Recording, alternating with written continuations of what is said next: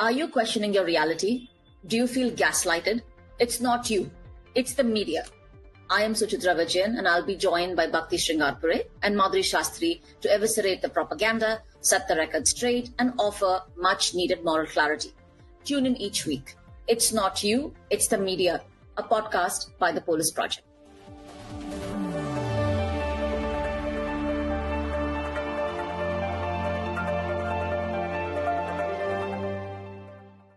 Today we are talking about the media's war on children. We're going to take a broad perspective. We're going to touch upon the war on terror, child soldier coverage in Africa, the police violence towards Black and Arab youth in the US and Europe. And of course, we're going to focus a lot on Palestine because we've all been haunted and we continue to be relentlessly pounded with statistics and horrible images of the war on children in Gaza and in the West Bank. So the first question we need to tackle, of course, is who gets to be a child in mainstream media? To tolerate this amount of killing, torture, detention, and suffering and abuse of children, language needs to be consistently twisted, invented, manipulated, because the figure of the child has a really revered place in our society. The child is a society's conscience. Yet here we are, where we relentlessly wage war on children and the media sits there and covers it up and justifies it. We believe that the legal manipulation of the language comes first, then the media then puts these new definitions into the world, gives them weight, gives them legitimacy, and then that spurs the politics of photos and visual culture, which then compounds the problem rather than unmask it. So today we want to ask, what does the coverage of Black, brown, Arab, Muslim, Asian, non-white children look like these days? But also we will go back to the last 2 or 3 decades. And we've identified 2 extremes of the kind of coverage we are seeing. The first is what is known by scholars and in legal language as unchilding, taking away the childhood of the figure in question. If it's not a child, then you can do heinous acts upon this particular body. The other extreme is saviorism and producing pornographic imagery in hopes of humanitarian interventions, in an attempt to create a kind of savior ethic around this or a savior discourse. And then finally, I think we've decided that we do want to move away from the mainstream media coverage and reflect a little bit on the deeply upsetting and the sheer amount of visuals that are proliferating social media, alternate media, and the effect of these on not just us 3, but collectively on our society, on people, progressive, not progressive, it almost doesn't matter. But I think we are all on the brink of a kind of madness. But let's start with Palestine first. I know, Suchitra, you gathered a bunch of stats, I think, shocking as they are, and we should name people and not talk of them in stats. These numbers are extraordinary. What's absolutely devastating is that we have over 20,000 children who are now killed, dead, that we know of. And also it's important for us to understand that the numbering and the ways in which we count the dead in Palestine is so underestimated that we do not know what more is. A few days ago, we saw a young man literally burn. Again, a 19-year-old boy burn. Not a teenager, not a young adult. A 19-year-old child burn connected to the IV. Another thing that we see is the numbers in front of us tell us a systematic annihilation of children, which has been part of the Zionist ideology for a really long time. One of the things that is incredibly heartbreaking is that Al Jazeera did the list of the names that we could gather of people who had passed away. The number of children with the age 0, kids who had not even crossed a year, it kind of went on for minutes and minutes. I think at this point in time, I think the statistics itself, it feels it's not enough. It's not enough that we count. It's not enough that we name. What are we doing this and what for purpose? One of the things that I really want us to think about is also the ways in which the Palestinian children have been depicted. Atlantic actually published an essay that argued that Palestinians are legally killed children. And it made a distinction between a murdered one and a legally killed Palestinian child and said that Palestinian children can now be killed because of what they represent. And what's very incredibly interesting is that international law has something called the law of proportionality, which very clearly says that even when you are targeting a military target, if you knew that there is going to be civilian casualty when you attack a military target, you are not supposed to attack the military target. But instead, what we really now see is that entire populations, whether it's Palestinians, whether it's Lebanese, are now, the civilians are considered a military target, which means that a child is no longer a child. A child, if it's Palestinian, if it's Lebanese, if it is Sudanese, if it's Somali, all these children are automatically civilian targets. And I think that's really where the language of all of this comes in. And another thing that I really also want us to remember is that this is not new. If you looked at the years after 9/11 and the number of young people taken away to Guantanamo, who were half of these people were young boys. The youngest that we have on record is 14 years old. Similarly, when we really think about what happened in Guantanamo, again, these young boys were called as men and not as boys. Again, under Obama regime, you really saw with the increase of drone attacks, 16-year-old Abdul Rahim al-Alaki was killed through a drone attack. At 16 years old, you're a child. But he was again called not as a boy, not as a child, but as an American civilian target who Obama ordered to kill. So, this moment that we find ourselves is not just a moment about numbers, it's a moment in which, for over decades and decades, we have normalized and legalized and defended the killing of brown and black children who actually don't have, forget their childhood, who now Atlantic argues don't even deserve to live because they deserve to be killed because they're Palestinian. They were Or not children in the first place. no. What is really alarming is that they make a distinction between a murdered child and a child who can be legally killed. They argue that a Palestinian child, no matter how old, can be legally killed because that's what is required at this very moment. And we see, picking up on your point about the media's linguistic gymnastics to justify this killing, there are so many articles like this, but I found a recent one, I think it's the BBC. It says, quote, a 2-year-old girl and a 16-year-old woman were among those who were killed. I'm not sure if it was the BBC, but when Hind Rajab was martyred, this person is saying, and I have to check this, that media outlets called her a 6-year-old lady. A 6-year-old lady. It's just deeply distressing. It doesn't even begin to cover it, but it's just horrifying the lengths that the media is going to justify and enable the killing of these children and to allow it to happen with impunity. Speaking of statistics, the UN has said that every single child in Gaza has been exposed to deeply distressing trauma and needs urgent psychosocial support. Gaza is becoming the home of the largest number of amputee children in modern history. More than 80% of educational facilities in Gaza have been destroyed by Israel. So when you sort of talked about unchilding, I'm thinking about how that also means this deprivation of a childhood and what that means, right? Absolutely no regard for the psychological, social, emotional welfare of the child and creating conditions under which these conditions are completely annihilated for the child. And in the US, we've seen it's this sort of imperial war against children. Bhakti, you had mentioned that they represent the future of society.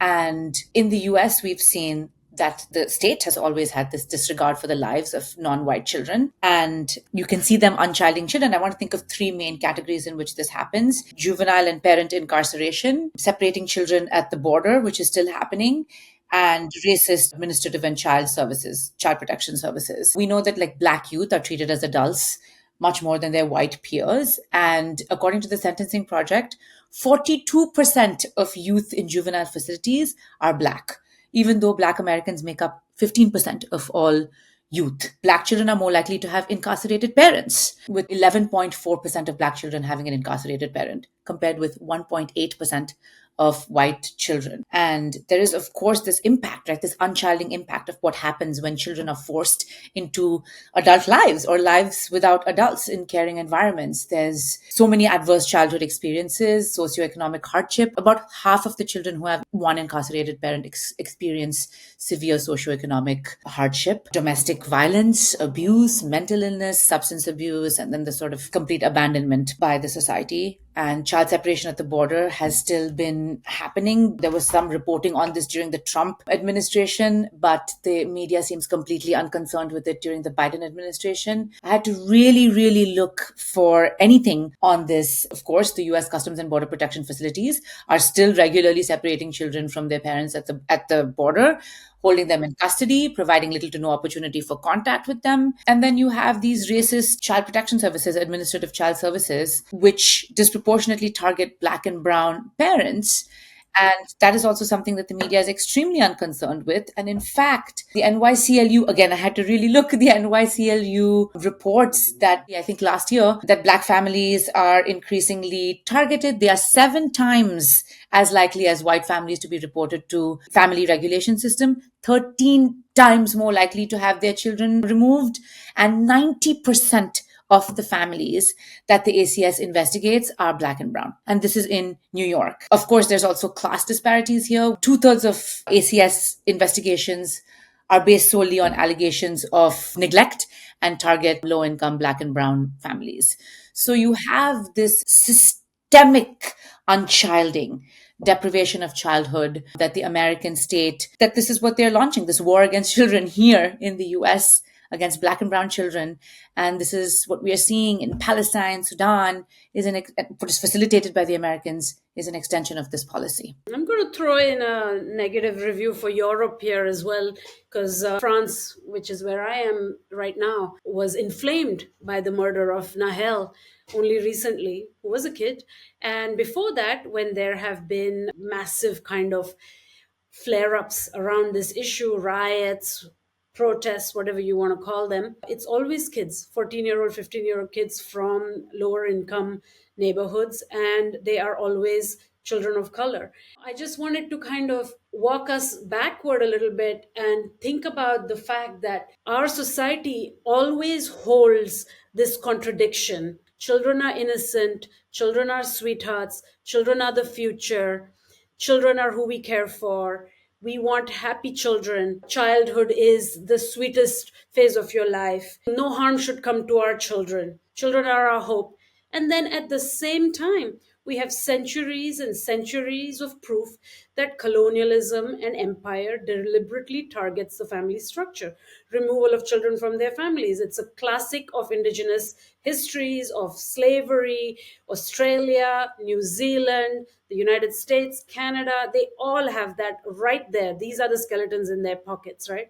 In their closets. And I think the idea is, if the children are the future, you either turn them into servants of empire, or then you kind of kill them en masse so an entire population can be erased, occupied, and so on. And one of the things in this conversation that becomes so clear is this controversy around the term genocide in Palestine, that there is a genocide ongoing and there is still, the media will not report on this term. But as soon as we start talking about the children, it becomes crystal clear that this is a genocide. I mean, you don't even have to be born. In April, they targeted IVF facilities, killing 4,000 embryos. It's the future, right? It's the future of Palestine. We have to get rid of it in whatsoever form, in every possible way. And then the other thing are the babies in the NICUs, in the incubators. We saw that for days on end, pictures of these children. I mean, we don't know where their parents were. We don't know who they were. Maybe they were not even named yet, and it was gone. I mean, if this is not genocide, I don't know what is. It's like a pure targeting. Now, the doctors keep coming back from doing 3-4 week stints in the emergency sector and whatever remains of the hospital structure in Gaza. And they come back and say one thing, which is that these are targeted wounds on the children to the heart and to the head. Targeted wounds, sniper wounds. So the one thing, if we kind of leave this episode with, it's the clear sense that this is genocide, and we have to just observe the numbers of children to understand that. I wanted to bring it back to the media, what you were saying, right? And the New York Times published this opinion piece from these physicians who had gone and were talking about these targeted wounds, and they looked at CT scans as evidence of these bullets that were lodged in the chest in many children. And you had people vehemently questioning the veracity of those CT scans, saying that they were forged, that they were fake, and, blah, blah, blah. First of all, the fact that this reporting was shunted off as an opinion piece or passed off as an opinion piece is very problematic. But the New York Times, of all the genocidal media places, actually had to come out and stand by what they had published and say, no, you cannot debunk this. These CT scans are real. We have gone through this rigorous journalistic vetting process, and no, it's true. So this is the extent to which every single piece of crystal clear evidence is being targeted, and the flip side of it, where there is absolutely no evidence, beheaded babies, for example, which was completely debunked, which was used as the basis of the genocide. That's the flip side. And cold, hard pieces of concrete evidence are being completely rejected. So I don't know, it feels really bizarre. And when you spoke about it, it reminded me of that. Yeah, can I throw in the recent fake fabricated controversy around what Howard Jacobson, this writer, has been saying? He published a piece in The Guardian, and the title of which is Tales of Infanticides Have Stoked Hatred of Jews for Century. They echo still today, where he says it's simply anti-Semitism to report on this. There's a history of faking murder of children and blaming Jews for it, and so on and so forth. And while I can sit there and be like, oh my God, who cares? And I can see him being made fun of on Twitter and so on and so forth. But then, of course, the New Yorker, also genocide media, in my opinion, does their special both sides thing where they bring interviewer Isaac Schottener in, and who pretends to question him and trap him. But what they do is really they platform an absolute racist. They platform somebody who is saying crazy stuff, who is a genocide denier, and who is claiming this is basically not how you talk about what's really happening. It's wrong to say that there are children being killed. No, it's also the fact that there is this history with New Yorker and this very particular interviewer where it really feels like an exercise in showing off who you are. It happened with India when they platformed another genocidal filmmaker who had made films about Kashmir with absolute disinformation, misinformation, and they also interviewed him. So this particular interviewer and that particular interview section in the New Yorker has this long history of platforming people who create disinformation, people who violently go out and create hate speech. This is not journalism. You can report on this in a different way. You can actually report on this and say, this is wrong, this is wrong, this is wrong. Instead, you give them a platform to justify their point of view. And what It's about repeating the same exactly, triggering logics? It's exactly. the repetition, it's a type of abuse that you're putting people through. It's when liberal media outlets across the world have discussions about whether colonization was good. The Yeah. moment you bring someone to have a conversation that colonialism was bad, we've already lost the battle. The fact that this question is out there for us to even consider as a conversation that we should have. Time is political. You've already told us, you've put us on a defensive. Now our efforts are not about going and making sure that that one Palestinian family, that keeping the Palestinians or Sudanese or the Somalis alive. Now it really is about telling our oppressors that colonialism was indeed bad. We are literally being forced to tell our colonizers that colonialism was bad. Look what you've done to us. Don't you know? Of course you know. Your entire life, your privilege, your wealth, your homes, your histories, your archives are all stolen. Are things that was taken away from us. Why do I have to come and tell you? Don't you not know? Your existence is because of the plunder of our people. And yet that is where we are put every single day. And we are constantly also told that we should be friends with our oppressors, that we should have peace with our oppressors, that we should genuinely engage in conversations about what it means for their security and safety when children are literally being slaughtered and murdered Deliberately. deliberately. And I think like the Palestine question is out there, it's every day, it's in our feeds, the controversy, whether fabricated, whether liberal, whether progressive, whether fake, or whatever they're just constantly in our face at the moment. But I really think about the idea of the media's consistent and shameless war on children, we really do need to start walking this back a little bit. And let's think about the more recent stuff, right? We're talking about police violence and Black youth. And there are studies actually that prove that media coverage has consistently attempted to report from the side of the police, to consistently put in question someone as young as 12 years old, which was the age of Tamar Rice, to think of him as somebody who was a resistant subject, who seemed unsafe, all of these kinds of things. And there are actual academic papers that have culled information and brought in these views to explain to us that this is extraordinary. And these are outlets like the New York Times, like the Atlantic, like the BBC, who will do this again and again. And in the case of Europe and in UK, we're thinking about how solitary confinement for young people is covered, for example, inhumane detention policies. So this is just a trend that's pretty much it's an old thing. There is nothing special going on here suddenly because of what's happening in Palestine. It's a old, horrible, disgusting habit. I also want to kind of flip and see how white or white adjacent men are treated. Men are treated as boys. I remember there was this very famous case that happened a few years ago, just before Me Too, where this Stanford undergraduate had raped someone, and the judge said, "Oh, but what about his future?" Nell Miller.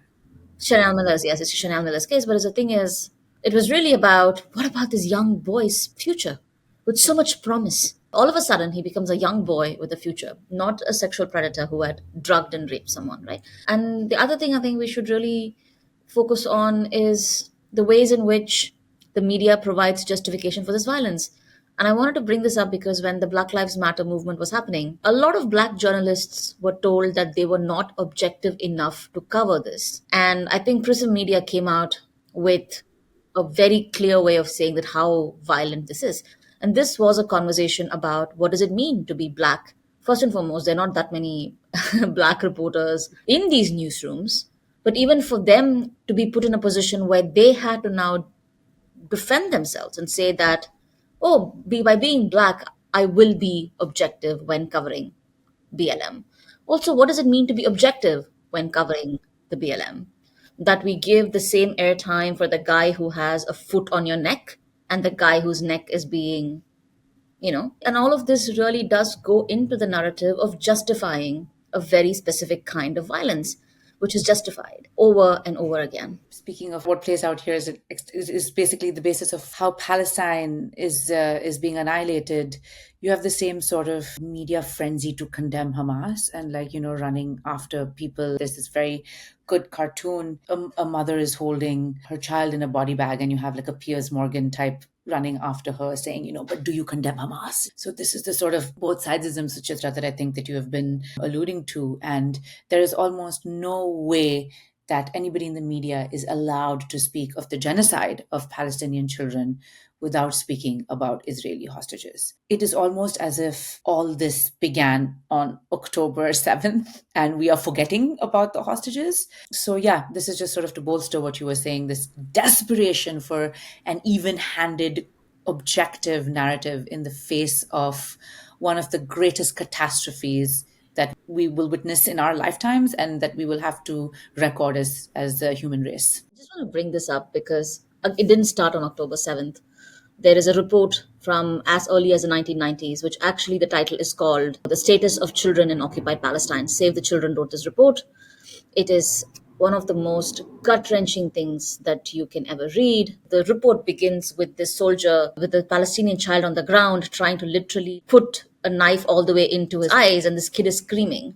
Of course, he doesn't do it. It's a scare tactic, but it begins with this incredibly violent moment of how they treat children. And one of the first pieces I wrote for Bhakti many years ago was about the first day I was in Nilin in West Bank, was there to attend a funeral of 8-year-old Ahmad Musa. Nilin continues to be a place where the community has resisted the building of the apartheid wall. And an IDF soldier literally walked up and shot this kid in the head. And I was there the day after for his funeral, and that was my second day in West Bank and occupied Palestine in occupied territories. This is not new. The IDF, the IOF, the Israeli Zionist entity has been targeting children and killing them violently in front of their families to see and die since 1948. And I think we have to repeat this over and over and over again, that this is not a mistake. This is by design. What does it mean to shoot an 8-year-old boy in the head in front of the people as he was just standing, doing nothing? And even if he was protesting,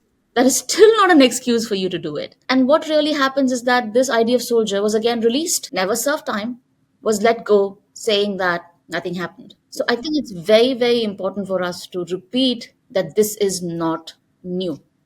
And it's not just Palestine. Suchitra, you're right. We have to keep on repeating because for some reason it doesn't register. The logic of empire, the media, which is a foot soldier of empire, continues to regurgitate the lies and the dehumanizing narratives and the unchilding narratives. But of course, there's a part of me, even as I was preparing for recording this podcast, where I'm thinking, no, there has to be better examples. No, it can't always be this bad. And then I remembered that extremely moving, horrifying picture of Elan Kurdi, who washed up on the shores in Turkey, and it went viral, and everybody was so moved, and it spurred 1,000 things about the dangers of migration within 24 hours, though. And here I'm just arguing with myself. Within 24 hours, the sympathy was gone. The blame was put on parents, irresponsible migrants who bring their children on these perilous journeys. The other thing was somebody doing a ridiculous photo analysis saying the reason the picture is so moving is because he's isolated, he's alone, and there's the vast ocean. But actually, if you zoom out, you will see that there is the Turkish policeman who discovered him, that there are people, he's not alone. That image kind of attempts to tell a story that's been fabricated because of a style of photography, delegitimizing again and again this extremely moving, beautiful photograph that was generating sympathy, but you had to kill it. And then, of course, Charlie Hebdo went on and made super racist cartoons, and so that was immediately spat on. As soon as you get something tender, something beautiful that could evoke something, the media works backwards to spit on itself to ensure that we return to this unchilding theme.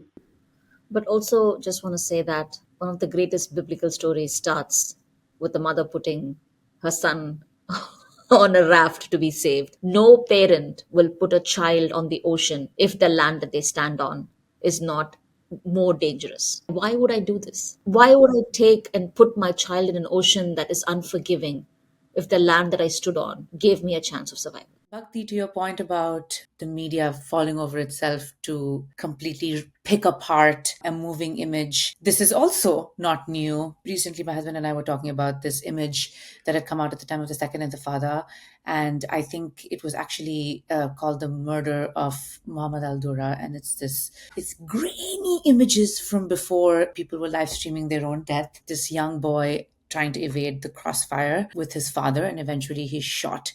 And it is a series of images, right? And it is just heartbreaking. And I remember what outrage it had sparked. But then again, you had people picking and being like, oh, maybe where that the ballistics were fired, like, he could not have died in this. It's like completely delegitimizing the fact that the Israeli forces had killed this child and it was caught on camera for perhaps the first time and was making its way around the world. So this is just the same old thing that we've been seeing. Absolutely. I think we should definitely talk a little bit about the other extreme, which is this obsessive desire to save children, to do humanitarian interventions that will rescue them from the jaws of horrible people who are having child soldier armies. Or when you think about the Taliban and the obsession with saving young girls from the Taliban. And I'm not saying that those girls and those young children are not having a horrific time. They absolutely are. But what goes wrong even in this, I suppose, well intentioned approach to wanting to expose some sort of injustice and brutality taking place over there in Africa, because Africa is always the last frontier where all the ethics have to be put aside, where you can do whatever you want, where the journalist is always an intrepid colonial explorer discovering all this kind of things. There is no history, and so on and so forth. So I've, of course, in my own career as an academic, have worked a lot on child soldier narratives and the ways in which child soldiers have been reported and thought about. And then, of course, like to think about Muslim women needing saving, this persistent narrative. And right at the outset, these seem very important. I mean, of course, I grew up in India where there was an obsession, right, with stop child marriage, stop these young girls from getting married, legalize the age of marriage to a certain point, all of these kinds of things. And these atrocities are happening, societies are legitimizing them, all that. So there is a part of you that clicks into the logic of this saviorism. But then, of course, you have insane images and insane campaigns. Like, I'm thinking also of Joseph Kony and 2012, that kind of put a lot of this stuff out in for us to see, which unmasked a lot of the white saviorism underneath these things. Also NGOs and the way they get funding, there's so much corruption as well around these kinds of things. But I know, Suchitra, you were talking about the time story of the South Sudanese girl.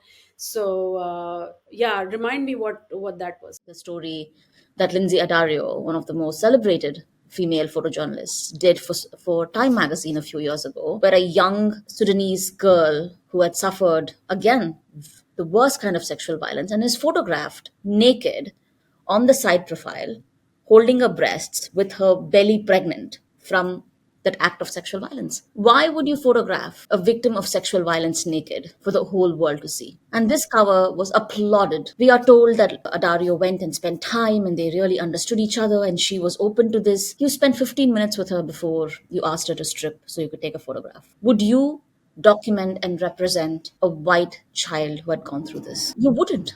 Are there any photographs of a naked white young child who had gone through severe sexual violence who was photographed naked for the Times cover? No, we've never seen such photos, as even when the pedophilia and the Catholic Church scandals were ongoing and all those big revelations and stories were coming to the fore. So you're absolutely right about that. Do you remember Bring Back Our Girls? Yeah.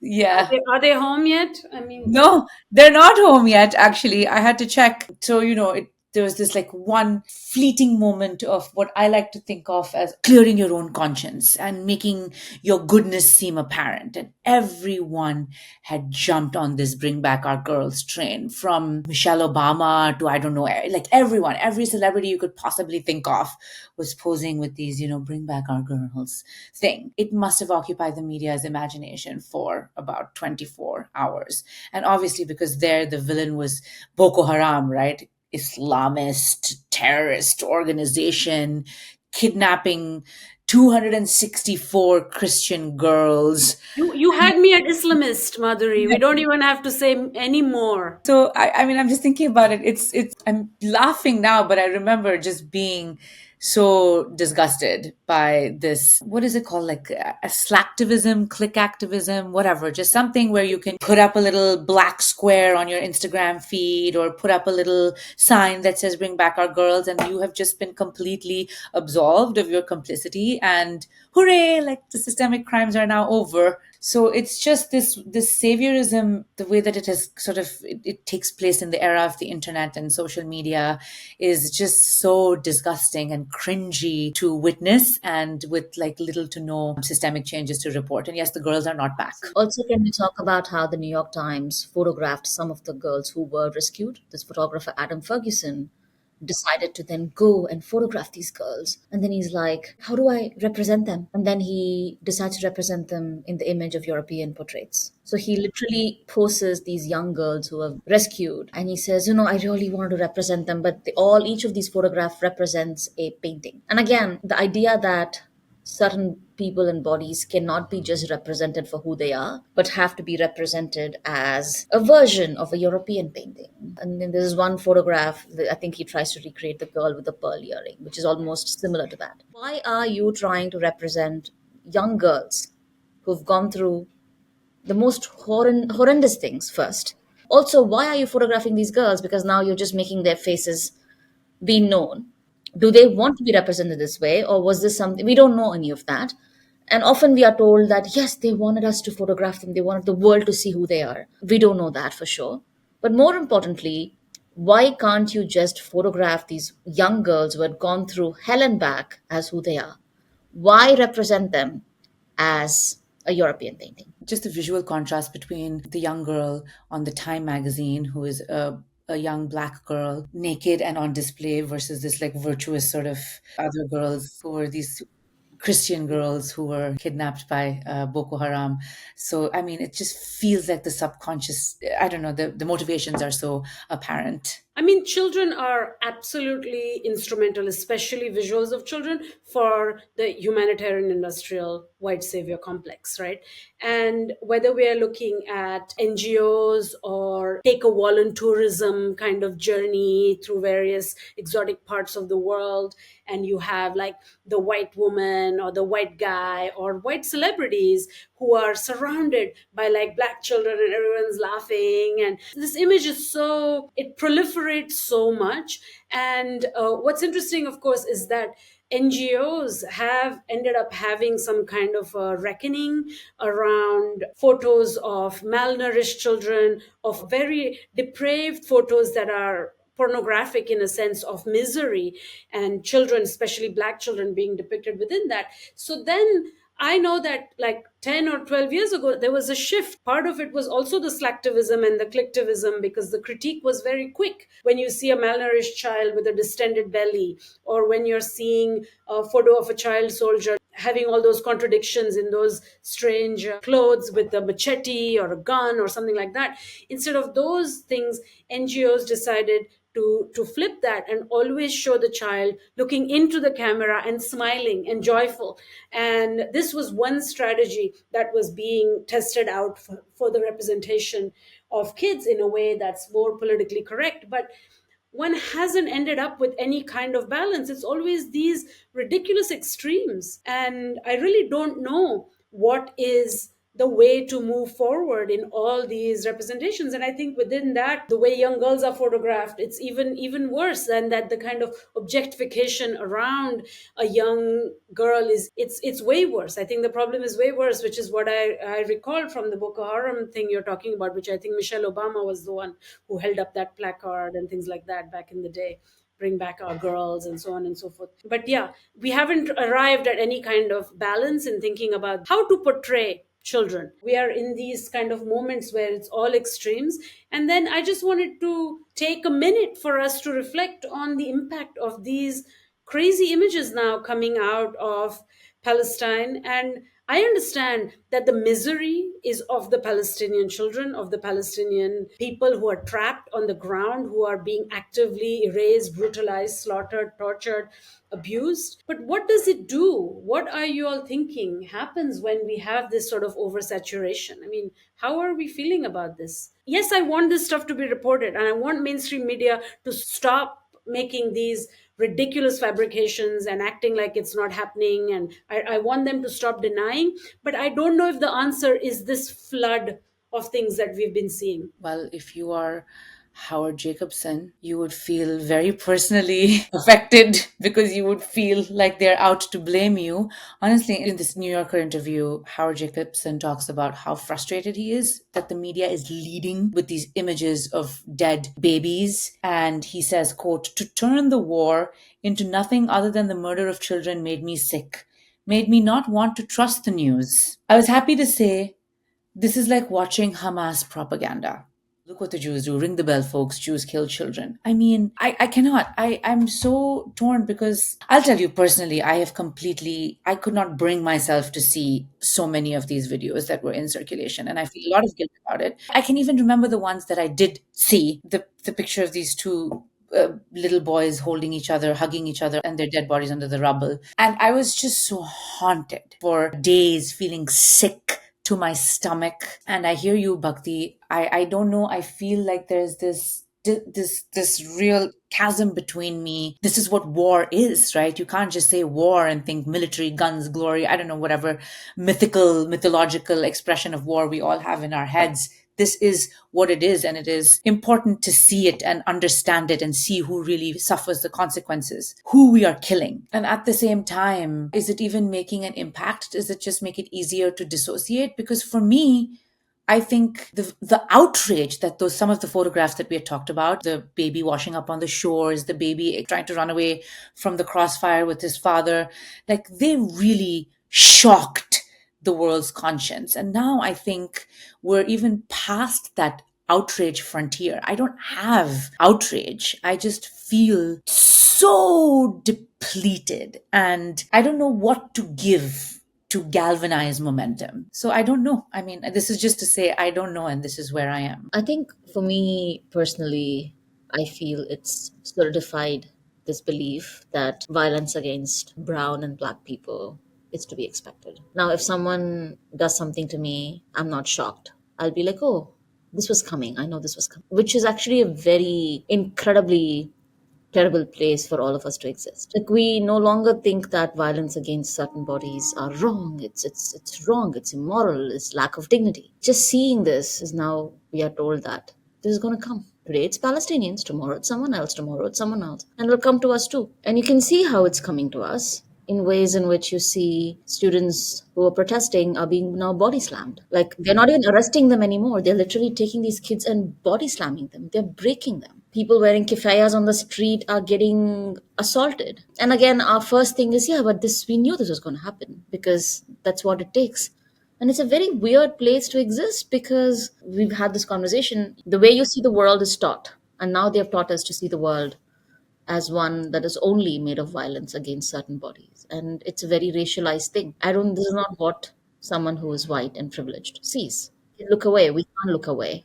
If we look away, we feel despair. If we don't look away, and also despair is not, it's just a privilege. Despair is a privilege and it erodes us. But then it takes a lot to get up next day and say, okay, what do I do today? Is it going to be saying something? Is it going to be speaking something? Is it going to be openly showing solidarity with Palestine? Is it going to be donating something? Is it going to be, you have to keep doing. I think that is the only thing we can do. Absolutely. And it's very important to remind ourselves that we cannot go for the totalizing logic of erasure. There is a future. Of course, there's going to be Palestine. I don't know whether it's in my lifetime or my children's lifetime, but there is a future. Complete erasure it's not possible. You cannot annihilate people like that. You just cannot. And I will not allow that totalizing logic, which is what these images do. They break us, they erode our sense of hope, but we have to kind of pick it back up because, yes, Palestinian children will not be going to school for the next 5 years. Palestinian rubble is going to take 72 years to clean. And you know what? Fine. But there is still a future after that. We have to hold fast to that belief. In our lifetime, Palestine will be free. Absolutely. You have to believe that.